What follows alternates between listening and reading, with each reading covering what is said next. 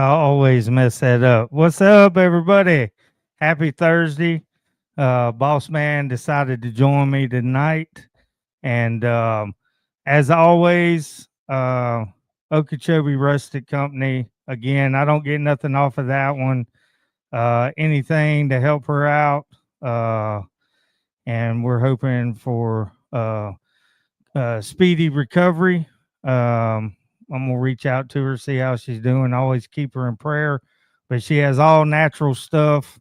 It's listed all the way at the bottom. OkeechobeeRusticCompany.com spelled out.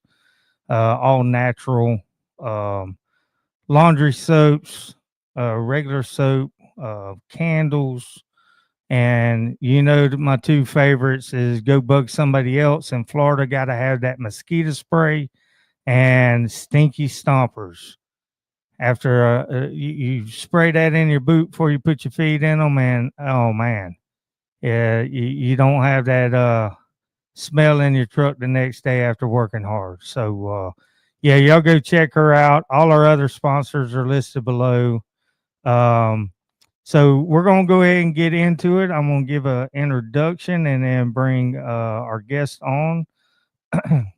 He's been in the outdoor industry for over 30 years. He has written for magazines, the Midwest Outdoors magazine back in the day. Had another TV show called Hook Hunt and TV that ran for 11 years, and Hook and Hunt radio that ran for 9 out of Burlington, Iowa. He is now host for the Jim Crowley Outdoors on Wired to Fish TV, Monday through Friday at 4 p.m. Central Time. Also has Slick Fish Radio podcast. He does a bunch of seminars throughout the year, over 50. Does stuff for Canada, all Canada shows, outdoor events. Sponsor list is long, but and I know for seeing him a lot.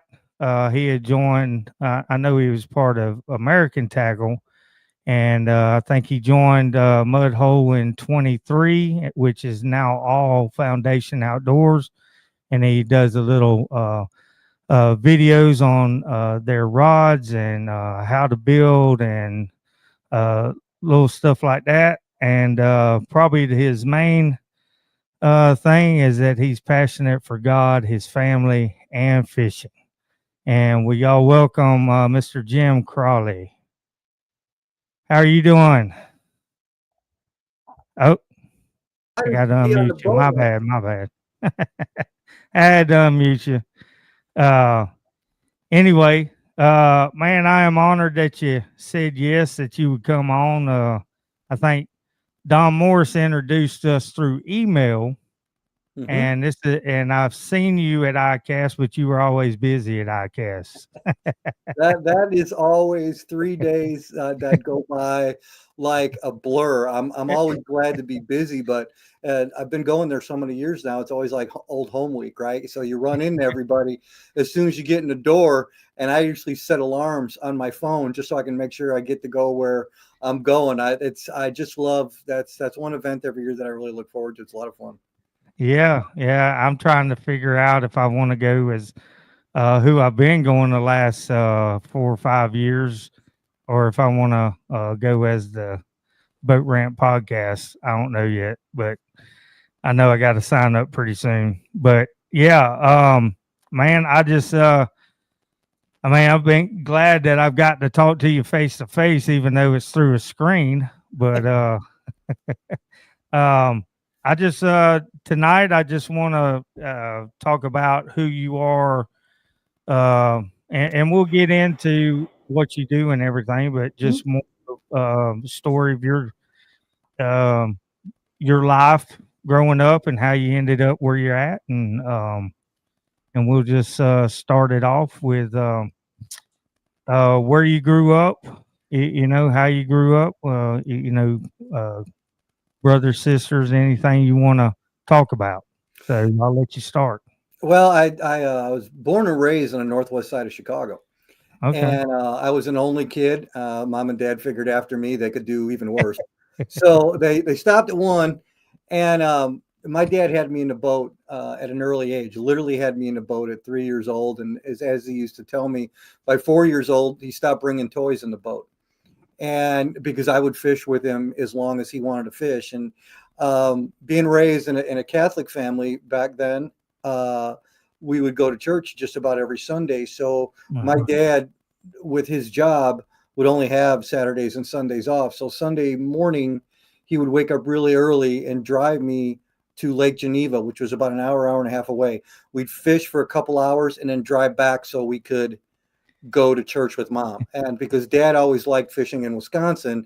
And so that was the quickest way we could do that. And I grew up that way. And I grew up with a lot of my weekends being having something to do with fishing. And then at 7 years old, he started taking me to Canada, and that blossomed into something that, I never thought it ever would, about writing articles and doing television shows and things like that. It just exploded from there. I just had no idea, going to high school and going through college, that was ever gonna, and here it is 30 something years later. And, I still I love what I do every day.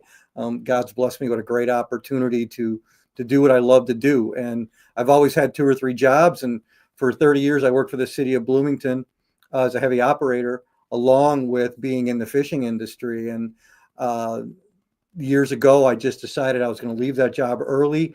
My passion was more in the fishing industry, and I prayed about it. I talked to my wife about it. I prayed about it. I took a leap of faith, and here we are. 7, 8 years later. I'm doing this full time, and it's growing more and more every year. So I'm very grateful. I'm very blessed, especially with the people that I've met. And every year, the older I get, it's funny, but the older I get, the better it seems to be. I absolutely love what I get to do, and every year is a new adventure.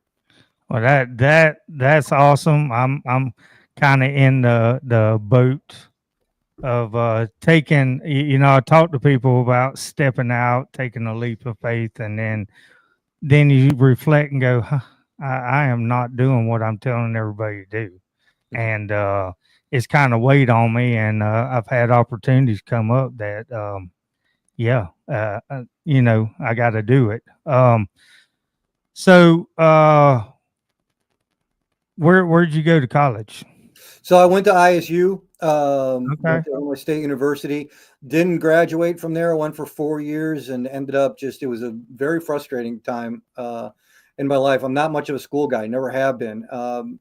And I ended up taking a job with the city of Bloomington, and I'm glad I did, because it worked out really, really good for me. That job allowed me to fish a lot, because the more years I accumulated there, the more vacation time that I had.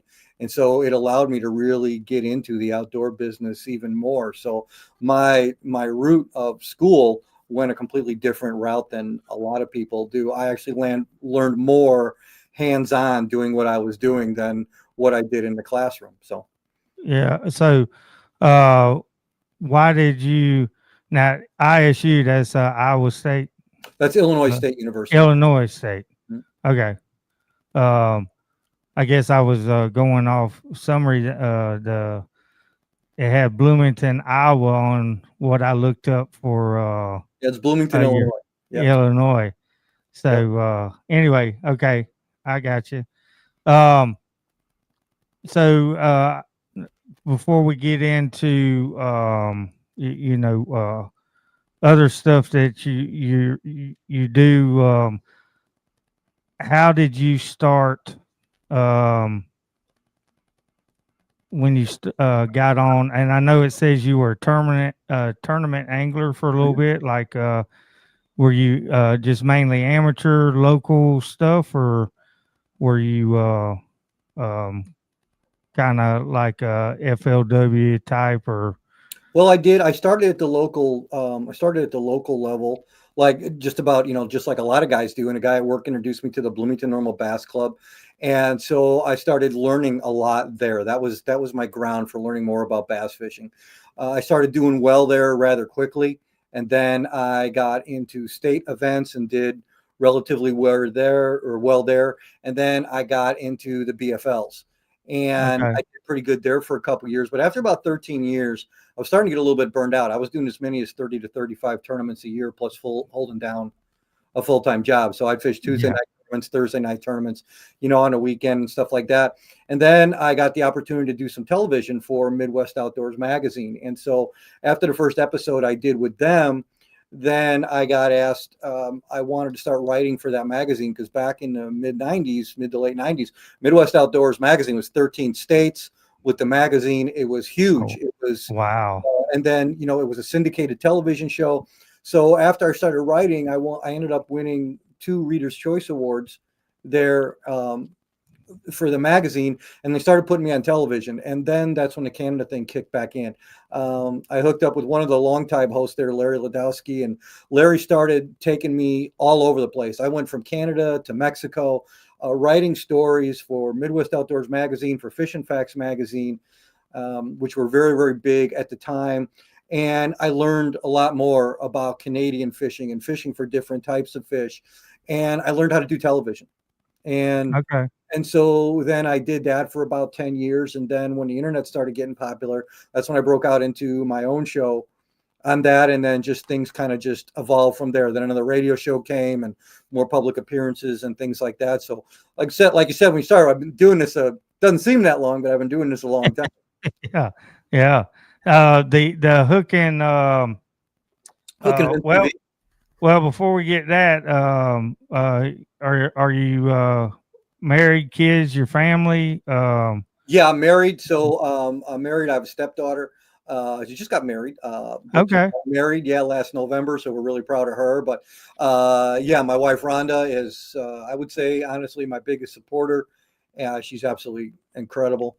And Yeah, so we, so yeah, so that works out great. And she actually helps with the business she is the best sounding board that I have by that's awesome. going after things. And I have a cameraman who is my best friend, Kirk Igems, and Kirk travels with me everywhere. And I think our relationship has actually gotten closer over the last 15, 20 years just because of what we got to experience together. And it's a blessing to be able to do what I do. It's really cool to know that your wife supports you and your best Oh friend yeah. are being able to do it with you. So it's a really good setup. It sounds awesome. I mean that's what you want is a helpmate, and especially having a sounding board like she is. She like to hunt. Does she like to fish, or is she So more? when we first met, we both met later in life, right? So she never hunted, she never fished. She actually got into goose hunting with me, shot her first couple goose and absolutely loved it, thought that was the coolest thing in the world. And then we got into fishing, of Yeah. course, because I wanted to know everything that I was crazy, uh, this crazy roller coaster ride that is my life of what I do is how encompassing it is. And so yeah, she learned all that, and I would say I would put her up against anybody with a wacky worm. That's what she loves to do when it comes to. But I've had her. She's caught blackfin tuna. She's caught 20-pound redfish in Louisiana. She was with me in Louisiana when I caught my biggest fish ever, a 10-foot long swordfish. Oh Um, wow. yeah, which was a really pretty cool deal. And so, but anyway, yeah. So she's seen.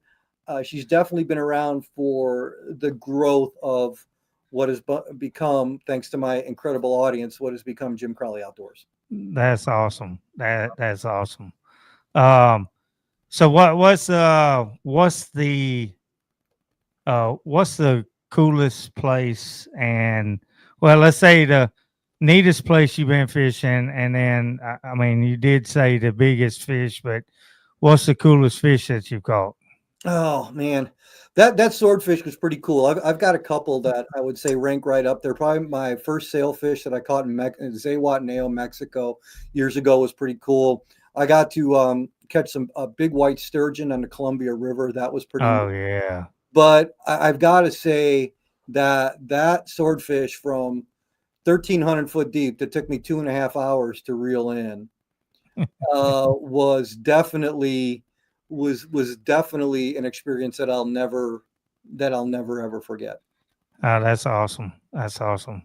Uh, Mexico, probably the foreign. I mean, out of country you've gone as far as you gone, or uh, I've actually fished in 6 different countries.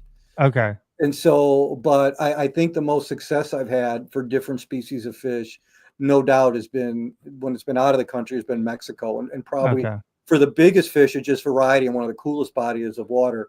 You can't beat the newly named Gulf of America. You just That's can't beat right. it, That's man. right. You can't beat it.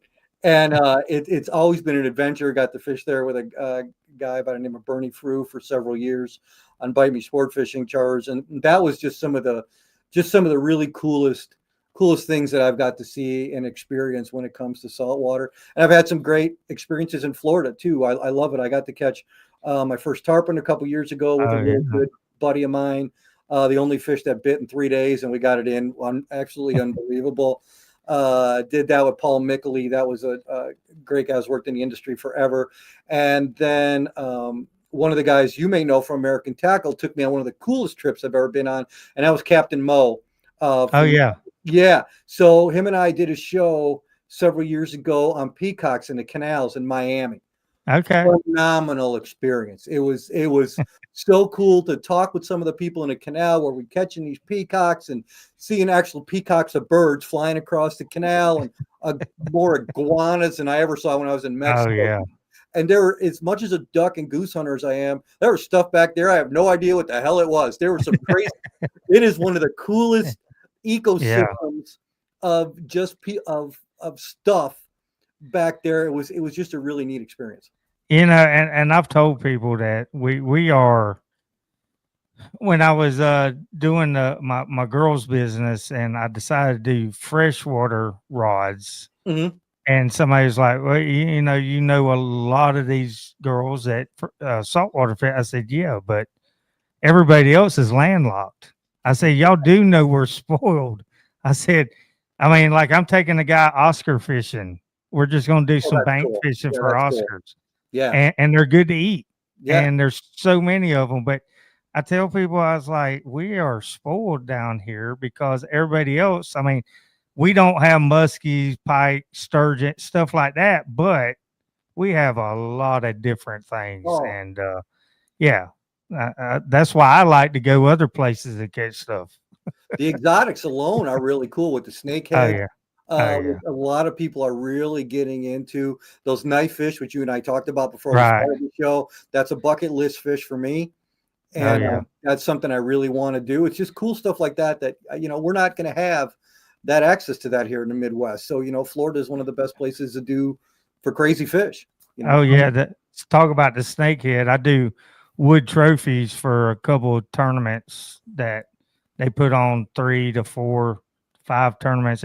And one of them's the snakehead fishing trail. They just started back yeah, up that's cool. 2 years ago. So they put on 3 main ones a year, and it's gotten the community really involved. They have like 80 people at That's almost fantastic. every tournament show up, Yeah, that's and they fantastic. can do bank fishing, kayak, or john boat. You don't really have to do much to catch them. But anyway, um, so when you caught your redfish and the swordfish and all that, was that during the hook and hunt TV, or was Yeah, that yeah, that okay? was that was all Hook and Hunt TV, and there's still, if you go to Jim Crowley Outdoors on YouTube, there's over 300 and something episodes on there from some of my old shows, from the duck hunting shows, Right. from that like that, and then yeah, Jim Crowley Outdoors, the show itself. This will be the fourth season that we started from Wired to Fish TV, Okay. and I think we're now on like 11 different streaming stations, and Awesome. so is the podcast. So Wired to Fish TV is really grown and continues to grow. But the great thing about it is, for my show, is they literally have me on 7 days a week, and Yeah. so Monday to Friday I'm on at 2 p.m. Pacific time, 4 p.m. Central time, and then Saturdays and Sundays they vary the time. So then the podcast is on 4 or 5 days a week. So there's a lot of people being exposed Right. to our brand of television. So it's been a lot of fun. It's really Yeah. been a lot of fun because I like doing things my way. I like being informative.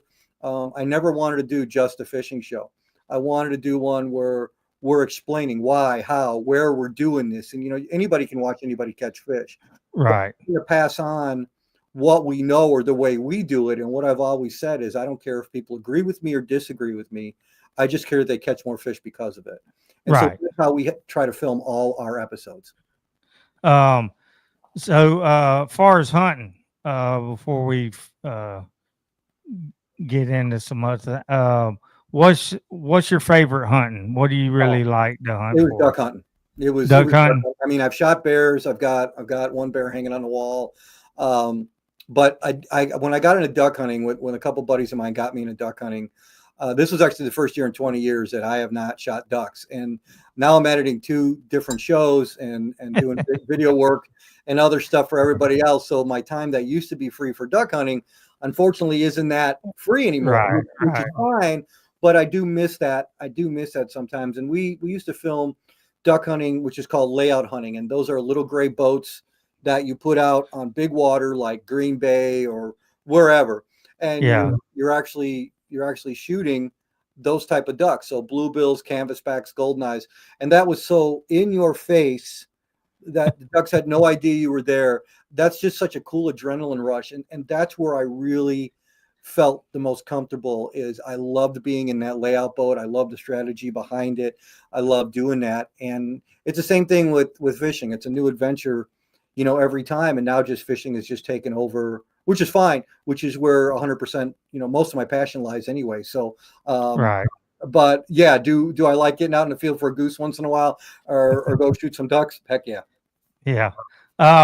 So between the hunt and hook or hook and hunt, Yep. um, how much time lapsed before you started the Jim Crowley Outdoors, and why did you get started back, Yeah, or great what? question. Great Yeah. question. So I had the opportunity through one of the original owners of Wired to Fish. His name was Terry Brown, and I saw this new streaming station out there, and I was kind of a little bit in limbo because YouTube wasn't growing the way we wanted it to, and that what was happening was I was still filming like it was television, and filming for social media is completely different. And so we weren't getting the reach that we wanted to get. And so I went and talked to Terry and I said, "Hey, I've heard about this new streaming station." And he goes, "Well, I know the guys that put you in contact with." So I had about 3 or 4 Zoom meetings with people from New York, from otherwise than that. And so they accepted my show on that with the basis that it was going to be an all fishing show and it was going to be an explanation type of show where when they started with Wired to Fish TV, they had a lot of people that already had years and years of episodes that they could give them. I wasn't that way. I came Right. in fresh. So we actually film episodes the same year that we're doing them. What that means is usually people film episodes a year ahead of time. I don't do that. I film mine the exact year. So 2025 shows will be filled in Yeah. 2025. And so That. people are seeing more to about as close to real time compared to Yeah. a year lapse. Do far as do you um how many times do you do it once a month, or how many times do you try to film far as fishing Well, so for the we show? just film like a regular television show. So my contract is for 13 episodes a season for Wired to Fish Okay. TV. Okay. So like if somebody looked up Wired to Fish TV on Sling right now, for example, and Yeah. Wired to Fish TV is a 24-hour network, you would see all excerpts from my shows the past 3 years at 4 o'clock every day. I got So you. you would, maybe season one, maybe season two, and obviously the current season is what they play a little bit more than the other ones. But you have access to see, the growth that we've had and the different things that we've done over the last 3 years. When I do the podcast, I started doing a podcast like every other week, Right. and then we got to the point where Wired to Fish TV picked up Slickfish Radio as well. And so now I do 13 episodes a season for them. So right now we're on season 3 of Slickfish Radio. And I think the next episode we do will be number 7. So the podcast seasons actually run pretty one on top of the other, where I the got you. filming season is 13 episodes per season. So but so the hook and hunt Mhm. lasted 11 years. Right. So when did you start that? What year was that? 2009, maybe Okay. 2010. And then this will be the fourth season. So 4 years ago is when we started when we switched everything over to all fishing at Jim Crowley Outdoors. So, okay. So there wasn't a whole lot of time between the No, two, or okay. no, Okay. we just I had That's what. talked to some sponsors when I decided this is what I want to do. I talked to some sponsors and I said, I'm trying to come up with a name for the show. And this is what we're doing. And everybody that we had at the time was on board with that. And one or two of the sponsors came to me and they said, Jim, you can name it whatever you want. However, your name is going to be remembered more than the title of the show. Yeah. And so we decided on that's what we were going to do is we were just going to call it Jim Crowley Outdoors. And that's how I decided to expand that brand. It would have been easier than Jim Crowley as a host of yet another show. Right. I got you. Makes sense. Yeah. Yeah. So the gist, I know it's fishing and educational. Where do you do most of your shows traveling, or you stay in a certain area? A little bit of both. So we Okay. have filmed as far south as Florida and as far north as southeastern Manitoba. I got you. And I do at least 2 or 3 episodes every year in Canada, depending whether it be walleye, northern pike, smallmouth bass, whatever. Right. Just because we work with a couple lodges up there. And so we do that. We do film a lot in Wisconsin and Minnesota. I'll film a little bit in Illinois each year. And then when we have the opportunity to do something in saltwater, a lot of that at this point in time right now is in Florida. So just because of all the connections that I have there now. Okay. What about fly fishing? Do you do any of that, or is that? No, that is something that I've fly rotted, before. Yeah. And when I was up in Canada doing it, I think the Indians had a name for me that translated into wind knot. So I'm just fly fishing is just not my thing, dude. It is just, I know some guys who are incredible with it. Just not my thing. Yeah. Yeah, it'd been 20 years, and the first time I go back, one of the captains I built for, he's mainly a fly guide in Islamorada, and he took me to this place, and I literally had to stop because my hands had cramped. Strips. The one thing I learned was, some things you don't have to buy a name brand to make it work. Okay. Yeah. And the fly line, you got to buy the name brand, and I didn't know that, so I bought some stuff off of eBay, and I took 2 rods down there, and they were both for him to try out, but and he says, look, you got to get it over there, and he's one of I love him, but he's one of them old school cranky captains. So if you don't let a charter boat captain who's cranky, I'll be darned. I mean, if you don't get it on point, I could tell you a permit trip with him that, oh my gosh, but I couldn't get it out. He said, let me see that. And he gets off and he'd say, man, what is it wrong? And he gets the other one that had the real line, the Rio line or whatever. Mm-hmm. And he goes, man, don't ever buy that line. So you went to eBay and you got the GLS line, and GLS stands for good luck, sucker. That's what it stands for. I've seen those ads. I've seen those ads on eBay. It's like, no, I think I can stay away from that. Oh, it was so good. But yeah, once I figured out that I caught, and none of them were keepers, but we caught so many snook. It was just, and my hand cramped up. I said, you got to finish or we're going in. And anyway, but yeah, I did a little fly fishing when my daughter lives in Colorado, and she had never been. She said, what are we going to do Saturday? While I was there, I said, we're going fishing, and good guide, and just went to a lake. It's funny. That same captain, he said, man, I got 2 guys from Colorado coming. He said they probably haven't watched a single video on how to fly fish in Florida in saltwater. He says, because I figured out it's just roll cast at where the stream comes out the lake or whatever. Anyway, but but that was pretty funny. So I know that you um when did you get on with American Tackle? Oh my goodness, it's been that was a long time ago. That I Okay. would say that's probably over 10 years ago.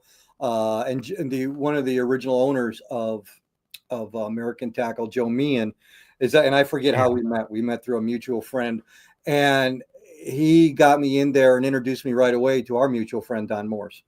Okay. And so we were trying to develop a line of rods for me for another company, and so like a signature series type of rod, Right. and that just went through a whole bunch of different things that wasn't working out. And finally Don just came to me one day.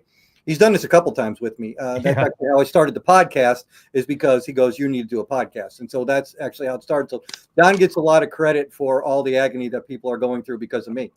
And the other one he said was, you need to start building your own rods. And so when we ended up doing that, that's how I say with American Tackle for all those years.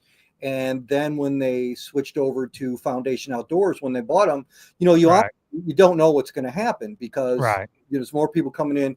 And so, but they liked my approach to rod building. I've never said I was the best. I'm not. I build rods for me, and I do a practical approach. I don't build them for anybody else. Right.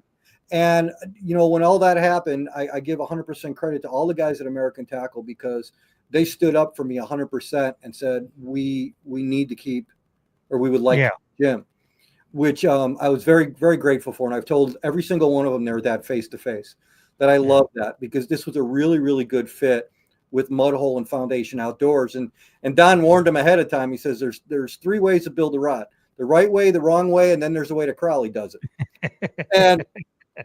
And so that is the truth. That is a true statement. And so I've always I love that. And it's because he goes, you do everything how there's no way in heck that I would ever do that, but it works. And Yeah. I think that's one thing that I've been able to tell my audience, is that, hey, listen, I picked up rod building later in life. There is no perfect way. You No. can learn from everybody. And again, I go back to the thing, you may learn something or you may not learn something from me. You're like, I don't like doing it that way. I don't care. If you find a better way to build a rod, Yeah. then do it, because I honestly believe this, and I know Mudhole believes this too. And this is so cool, because we're all on the same wavelength over there. I honestly believe, after doing this, and I worked for some great rod companies back in the day. I was the first guy to be on the national team for St. Croix from Illinois. Okay. I learned a lot about rod building from my mentor in the industry, Mike Thorson, who was a renowned rod builder for St. Croix.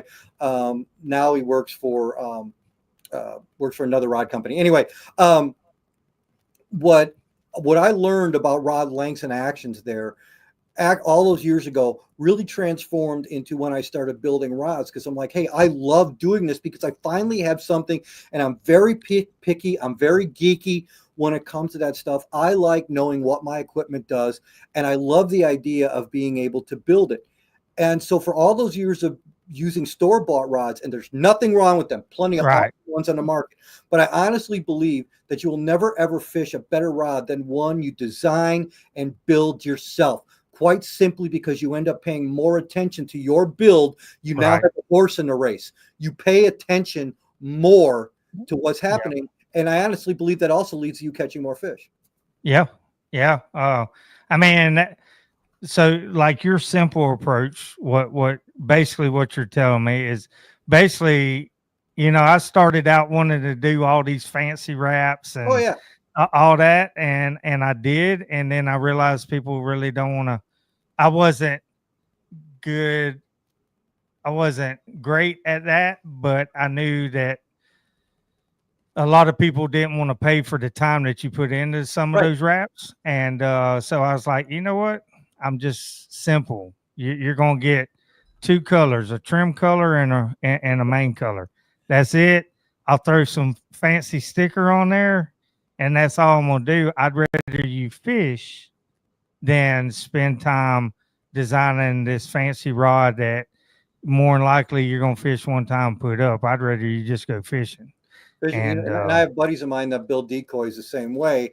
What he yeah, usually tells me is, "Hey, we paint the decoys for us, not the ducks."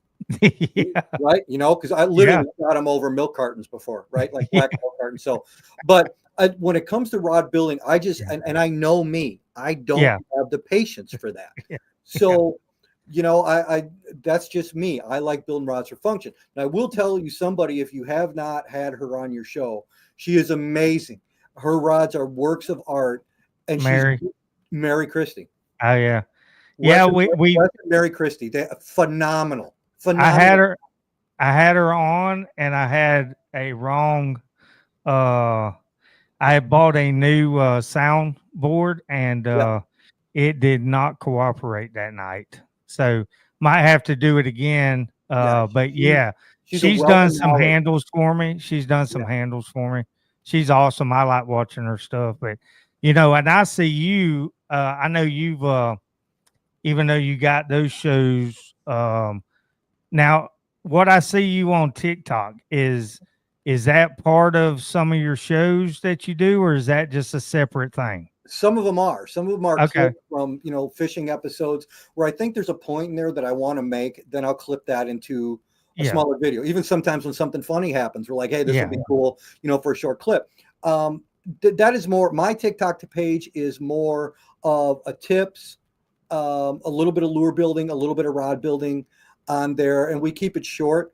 And the page is growing reasonably well. It's not, thousands and thousands, but we get the message out there. And it's a great way to, what I feel is a great way to get a hold of the younger audience and show them that they can do this too. And I speak to a lot of high school students, and that's where we end up getting a lot of followers on there, is on TikTok Yeah. and from them. And so you try to be short and to the point, and you do that. But I enjoy the TikTok thing. I really enjoy because it gives my creativity another outlet. I've learned a lot more about social media in the last couple of years, and that was from another guy who used to work at Mudhole. Jake Hudson just was Yeah. phenomenal. Jake is phenomenal at social media, and literally sat me down in a meeting over there at Mudhole, and was the one who told me that, hey, you filmed for television for years. We got to teach you how to film for social media. And so that's a ever learning process, just like fishing, just like anything else. It's ever learning process. And I enjoy that. I enjoy the process of learning, of putting out what I hope is better material that people can learn something from. So that's been an enjoyable thing for me to do.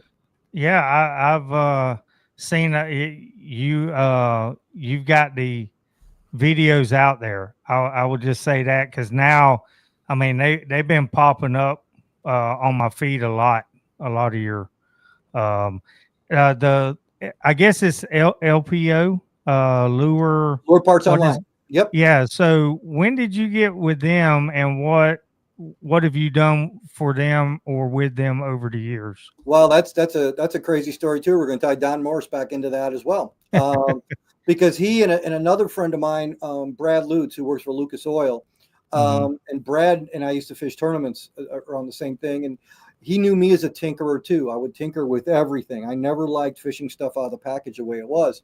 Well, Don and Brad both knew the product manager, and social media guy, or basically the product manager in lure development over at Lure Parts Online. So they introduced me to him, Andrew Taylor, and so we got to know one another really good, and we started doing stuff together, and that blossomed into not only helping with lure design or with product design.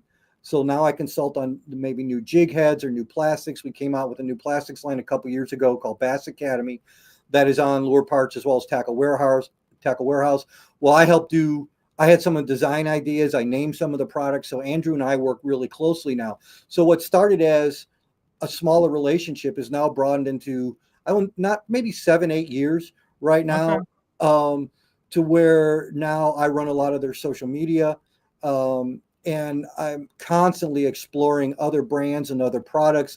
And we're into product development and building new baits and trying to come up with things that the average angler is not only going to want to build with. It goes back to the same philosophy. You're going to be more in contact with your lures when you build them. Yeah. And Yeah. so the only lures I don't build are crankbaits because I've been with Rapala for 17 years now, I think. I got you. But everything else I build. So whether it be my bladed jigs or my heavy cover jigs or spinner baits, buzz baits, whatever that. So I've actually come out or I've helped build with that. And that's been a really cool experience to talk to people. Like one of the jigs I helped develop a couple years ago is called the flip and skip jig. And Okay. so when we did that, and it was one of the number one selling jigs at Lure Parts for a couple years. And because people really liked the ability, and we would do videos on how to literally skip jigs, how to set it up for that, to do everything so you don't leave the builder out there hanging. So you let them know exactly what to do and how you can achieve the best results from that. Again, just my take on it, but that's what we did. And it's starting to grow. You'll see our Facebook pages are starting to grow. Our TikTok page is starting to grow. So is YouTube. And it's because we're putting more of that explanation stuff out there where we want people to build with us. And it's fun to do. It's a great family thing. It's also great for a competitive angler or just a guy who wants to go out and get his own stuff. And so that's really been really satisfying. And on top of it, a lot of the companies that I work with, I'm really blessed to say this, and I know they say you should separate friends from business, but a lot of the companies I work for, I am good friends with them because my goal is to make their company succeed. And so I work hard to make sure they do that. You talk about building lures. There was, it's interesting, and I've been meaning to get with them because I understand why Mudhole does 16 and up for teaching how to build rods. Mm-hmm. Because I had a mother call me. I built her son a couple. He's 12, 13, maybe 11, and I was like, "Hey, I don't know why they don't do that. It kind of stinks." And she said, "Well, would you come over here for a day if I buy everything from you? The whole kit to build." Mm-hmm. And I understood after that day that the attention. Yep. I mean, the kid picked it up quick. Don't get me wrong, but when your buddy's skateboarding past the garage while we're out there, that attention, you have to take a few breaks. But what I was getting at with that is, lure building. There was a couple from Minnesota at ICAST that was, I think their company's called Build a Lure. Mm-hmm. And it was you buy the box and it has like 5 different lures in that you could basically get a group of kids and actually build the lures with them, cool. Or their parents could come in. It's pretty cool. And it wasn't that expensive, which surprised me. And I've talked to some people around here just to put something together where I could order that stuff and, have somebody come in that builds lures and talk to them and then build, it's just not really paint by numbers, but it comes with a little paint that's, not great, but it teaches them. Lure building's not hard. Right. But that's pretty cool. With I saw that on your about you on your Jim Crowley Outdoors, and I wondered what that was because I never really got in. I had a bunch of friends. I have a couple of custom lure guys that all my lures are custom. Yeah, because I figure out a color wherever I'm fishing that works, and I'll say, "Hey, I need you to do this, this, and this," and I mean. Most of the time it works, but Bill, my captain, if you come down like we talked about, we'll do that clownfish. But I had a girl from Arkansas that was big on social media, and she wanted to come down. I said, "Come down, I'll take you out and fishing." And she was on the front deck, and I'm back there in the back, and I'm not catching nothing. And she's making fun of me. Well, then Bill jumps in and says, "Warren can't fish." I said, "Look, the Lord gave me a gift to build rods for y'all to catch fish." That's right. I said, he taught me enough that I can survive on if I needed to. Yeah, that's what I love about when I talk to high school students too. I'm like, because a bladed jig or a chatterbait, whatever you want to call it, right, is a very popular lure. Well, it only takes 5 components to build one. Yeah. And once you learn your way around it, you can learn by changing the size of the split ring. You can change the action of the bait by what trailer you put on, blah blah blah, all that kind of stuff. And that's been a lot of fun to do and show people how you can do that. I was very fortunate that it was last year, I think last year or the end of the year before, Mudhole let me put together 3 rod kits that I Okay. wanted to do, and they were the Jim Crowley Signature Series rod kits. I did one for a bladed jig rod, I did one for a jerkbait wacky worm rod, spinning rod, and then another one for a Ned rig rod. And so they really went into detail. I was working with Chris Adams over there at Mudhole, and we went over everything. Why did you choose this blank? Why are you choosing this guide set? Why are you choosing this compressed carbon fiber reel handle? And we went over everything. This was a several month thing to put these kits together because we wanted somebody to be able to buy a kit, especially 3 blanks that I use the most when it comes to bass fishing, and to be able to know that you could get everything in one kit and build it all just like we did it. And then we put support videos out there both on my page and on Mudhole's to show you how to do it. And within about 8 months, those became the #1 selling kits on Mudhole. Oh, awesome. Awesome. And they were as of last December when I was down there. They still were. And believe me, we've got some incredible rod kits there. You've got rod kits from Florida, Terry Scroggins. You've got them from Matt Steffen. All the guys at Mudhole build rods. You've got some of the staff favorite or employee favorite rod kits there. If anybody's even slightly interested in building rods, honestly, there really is no better place for information and education than Mudhole. That's how I learned. Is Don turned me on to Mudhole videos, and that's how I learned. Well, it's awesome. Funny. Yeah, that's so I've had a couple people want to build rods for me or work with me, and I said, I tell you what, you watch videos for about a month. Watch videos over and over, and then come here for a day and we'll go over it. Well, this one girl said she watched for about a month, a little over a month, and so we're starting the process. She goes, "You do stuff way different." I said, "Well, that's why I wanted you to watch, just so you have an idea, because I do things different because I learned simpler ways that work for me, but." But that's how I got started. I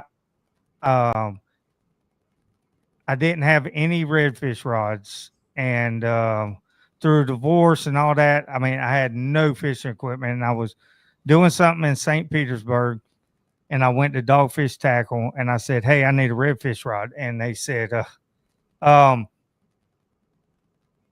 "You can buy the Shimano's or the G Lumas, but we have our own."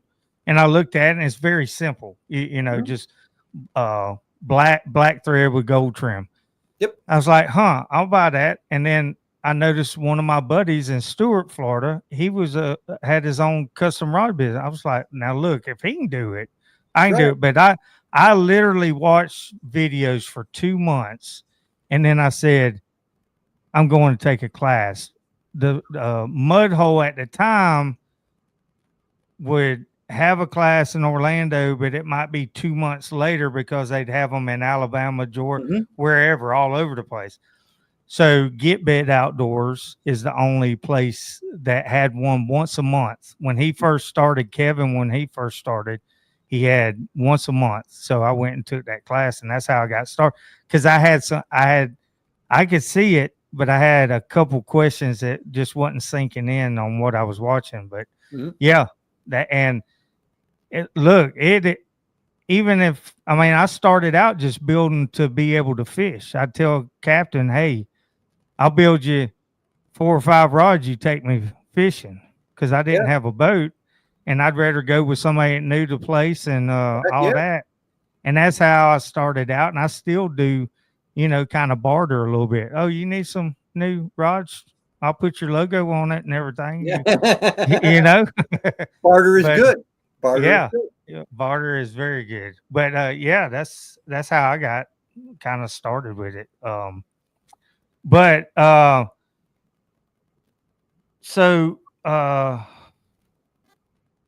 Where this year, where are your plans as far as where's Jim Crowley Outdoors slated to go? Well, we know for sure we'll be filming in Wisconsin and Minnesota. We do that. We do that every year. That's just great bass fishing there. I love the state of Wisconsin and Minnesota, both for that, for largemouth and smallmouth. So we'll be doing a good number of episodes there, possibly maybe Florida. If we can set something up there, I would love to do that. Especially, I would like to combine it somehow. How we get down to Mud Hole and do something with them. But I don't know. We'll just see. And then I know we've got at least one trip to Ontario in the first part of June. Last year, we put 8 different species of fish on camera. I'm expecting no different this year. I would say at least 7 or 8 different species this year. We're hoping maybe we get the chance to go to northern Manitoba. I haven't been there since 19 to go after monster pike again, because I'd really like to do a new show on monster pike. That's what I wrote about for years. I used to write for Travel Manitoba, talking about big pike. And so I'm hoping I get the opportunity to go do that again. And we'll just see how the opportunities pop up. But it's definitely a Midwest, feel to the show, I would say, more than anything. Yeah. And that's where most of your audience is, right? Pretty much. Yeah. Illinois, Wisconsin, Minnesota, down to Missouri. Can be really good, Iowa, and some a little bit in Indiana too. So, but yeah, that is a big area for us. Yes. Well, let's it's getting close to the end. If you want to, let's keep in touch far as Sure. the clownfish, and I've taken plenty of people, even if I don't make it the ICAST. I've taken plenty of people during that week, if that's something that you have time for. I know how ICAST is. So. I actually might, because actually I'm not Yeah. leaving until Sunday. So, and Friday not much goes on. So Friday and Saturday I'm pretty open. So the Friday and Saturday after the ICAST. Yeah. After ICAST. Yeah. So I'll go ahead. Big day. Friday morning I might have one meeting, but I bet I can probably make it. But Friday or Saturday would be open for sure. Okay, well, I will just go ahead and tell him to pencil me in for both days, just in case, because he gets booked up pretty quick during and there's a few repeaters that come down and fish with him during ICAST. A few people I know. So if that works out, we may come back down and film a show. Yeah. It Bill's great, because there's a bunch of people that have filmed with him. Shimano has there's been a bunch of people. So he's not new to it. So and he'll put you on him. I mean, it's a good time. I film with him for my girls rods. So I'd appreciate that. I sure appreciate the opportunity. Oh yeah. I mean, I always like taking people. I'll be a deck cam for today. I don't care about catching them, because I get to, that's like a normal thing. So I enjoy seeing people's faces when I take them. So that's fun. Yeah. I appreciate it. You coming on and finally getting to talk to you, even though it's not in person, but instead of email and all that. But I really appreciate you coming on, learning about you and what you do. And I know there's a few people in the chat. Savannah Koba Outdoors. Yeah, sure. Yeah. I'll see her Matt, this weekend. And Matt Garsky. Oh yeah. Matt watches the show all the time. Hi Savannah. Hi Matt. Thanks for tuning in. Yeah. They both speak well of you. You need to have that young lady on your show too. You talk about a talented rod builder and somebody who gets it. I will tell you right now, Fuji has already got her, and so does Batson Enterprises for her rod building. If you want to talk what I really feel the future of the sport in, Savannah Koba is one of them. Incredible family, and the best way I can say it is that she gets it. She gets it. And I think she's going to be an asset to our sport. The more she gets older, she will be. She's just got that kind of attitude. She's got that type of insight, and she's a darn hard worker. She'd be somebody I think your audience would truly enjoy. Well, Savannah, you heard that. So listed below is my email. Reach out to me, please, or message me. I'm on. It's either Powercore Rods, the boat ramp, Girls Fish Better. I'm on all that. So reach out to me. I'd love to have you on. So thank you, Mr. Crowley, for taking a little bit of time, and hope you have a good weekend, and maybe we'll catch up later on down the road. We will. I sure appreciate the opportunity to be on your show. God bless you and all your viewers and listeners. It's been an honor, and I sure appreciate it. And I'd be willing to come back anytime you feel like chatting. All right. Thank you, sir. And we will talk later. Thank you. Thank you. All right, everybody. Appreciate it. Savannah, again, Mr. Jim has highly recommended you. So, you know, if you feel like you want to get on the podcast, feel free. I'll start following you, and we'll go from there. And yeah, y'all have a great weekend. Tune in tomorrow night. I don't know exactly what I'm talking about, but it's Two Guys, One Dock. And we will talk to you later.